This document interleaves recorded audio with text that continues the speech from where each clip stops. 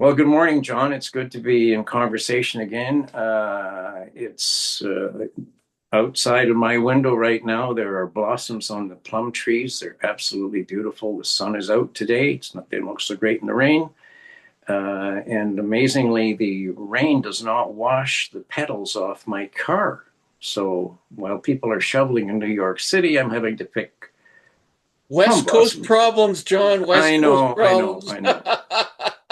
But one thing I know for sure about blossom time, this is about the time that municipal councils are meeting to discuss with senior staff the budget needs for the following fiscal year. And I think it's important to remember that for most of the last 10, 12, 14 years, we've had very little inflation in Canada. And if you look at the budget increases at the municipal level, I mean, it does vary, but they have been between 1 and 200% of the inflation rate. Because if the inflation rate is 1%, and you go to the council and say, well, we're only raising the taxes this year by 3%, that's 300% of the inflation rate. Mhm. That has led inevitably to a graph which is depressingly, it looks like a ski jump, only the taxpayer doesn't come down it. The taxpayer goes up it. And that one new event in the Olympics where you got to climb up the mountain and take your skis off and all that, well, that's just business as usual for municipal councils in the region. They expect the taxpayer to climb the slope Yes. Yes. while they unfortunately don't take the opportunity, I don't think, to seriously look at the kind of cost savings that could be generated for taxpayers without reducing services. So you have the amazing situation in the town of Sayward, where I know it's early days. It's this is the kabuki theater phase of the budget process. But the number 42 Yes. was Jackie Robinson's baseball number is Mm. being used as a possible tax increase in Sayward because the town is in some difficulty with a particular installation. Okay. Meanwhile, closer to home, the city of Victoria, I think they're opening, I'll get this wrong, but their opening gambit was like 12%, 11%, 10%, double Double digit digits. for sure. And I was at the budget meeting last week in the town of Sydney, and it's kind of the same range. Now, of course, the staff are careful to point out to council that there are some possible cost savings, and what they normally do, as they did in the case of Victoria, for example, is indicate that flower baskets, we could reduce the number of flower baskets, and we could save some money. Uh,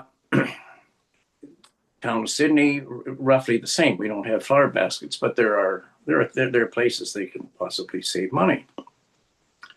Well, this is cost plus budgeting. Why wouldn't we expect the staff, first of all, to protect all of the collective agreements and potential salary cost increase? I mean, the town of Sydney, I think it's half the budget. It used to be 70%. I think it's about half the budget is for personnel costs. Every municipality is about the same. Magically, that number is always protected. Then you move on to statutory requirements. Of course, that's got to be protected. And then eventually you get to that little fine layer where there could be decisions taken, as, for example, reducing the number of flower baskets. We live in a region that is one of the most overgoverned and, in some respects, overserviced in terms of number of agencies Mm. in the country. And one of the things that we have been hard on for years is not amalgamation, but service integration. Just to remind, when the city of Toronto became the Greater Toronto Area, 70 to 75% of services were region-wide. So those multiple communities had gone through a very exhausting process, no question about it. But to have one police service, one park service, we can't seem to do that here. And this is what bothers me about this budget cycle, where the numbers, I mean, look at the environment we're in with Mr. Trump in the White House. A huge percentage of our economy in this region happily is generated by international trade, whether tourism or the amazing businesses you know only too well in around the airport and throughout this community that provide value for customers all over the world. But they're under stress. And still, with a leadership crisis of some proportion in the North Saanich Fire Department, for example, has the town of Sydney approached the North Saanich Council and said, why don't we merge fire departments? No, you need all the buildings, you need all the trucks, you need all the firemen. You don't need two chiefs. Yeah. And I think for the taxpayer who is expected to ski up the slope of tax increases, the least we deserve is that these municipalities take the time, and now admittedly, Victoria and Saanich are going through, of course, an amalgamation discussion, but there's a whole lot of service integration underneath that, supporting it. But at least take the time to be able to say to the taxpayer who is struggling to go up the ski hill that we've done our best. And for a whole variety of reasons, it simply won't work. Instead, happily ignored. And of course, in the extreme, emergency services have to function extremely well in a major emergency. And we have little hope that that's going to be the case based on past experience. And we don't have to go through the situation in Vancouver, Greater Vancouver with Robert Pigton, just awful. And here the situation in 2005, 2006 in Oak Bay, where officers from 3 police departments waited all night to enter the house where one family member had killed members of the family as they bled to death. John, at least in the Olympics, those athletes climbing up the hill got to the top and then went down. Not here. Well, in municipal taxation, there is no down. Mm.